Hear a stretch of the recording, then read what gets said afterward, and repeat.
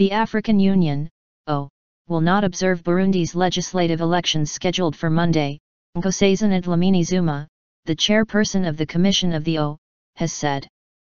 In a communique released on Sunday, Dlamini-Zuma said the O reiterates the imperative need for dialogue and consensus for a lasting solution to the crisis in Burundi. The O will not observe the elections scheduled for June 29, 2015, Dlamini-Zuma said.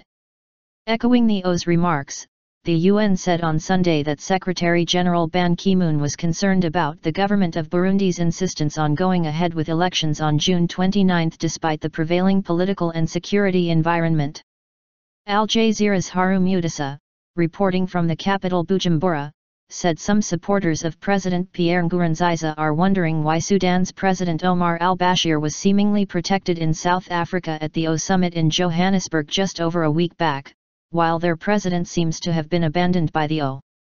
Burundi has been in turmoil since April, when Nkurunziza said he would seek a third term, triggering weeks of protests, and an abortive military coup last month. Dlamini-Zuma said the O was disappointed that proposals put forward to postpone elections were not accepted. Noting that the necessary conditions are not met for the organization of free, fair, and transparent and credible elections. The O Commission will not observe the local and parliamentary elections, the statement read. Nkurunziza's opponents say his decision to stand again violates the constitution as well as a peace deal that ended a civil war in 2005. The latest developments come as clashes continued on the streets of the capital Bujumbura, as the country inched towards the controversial poll. On Sunday, the country's parliamentary speaker Pierre Nkurunziza said he had fled Burundi in fear of his life after opposing Nkurunziza's bid for a third term in office. I was forced to quit the country due to the unrest caused by the president's insistence on seeking a third term, which is illegal, which is unconstitutional, Nkurunziza told France 24 television from Belgium.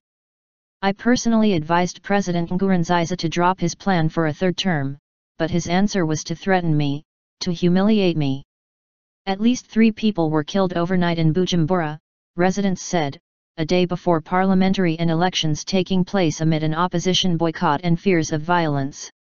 Nkurunziza has cited a constitutional court ruling saying he can run again, although the court's vice president, another of those who have fled, said he and others had been pressured to rule in favor of Nkurunziza.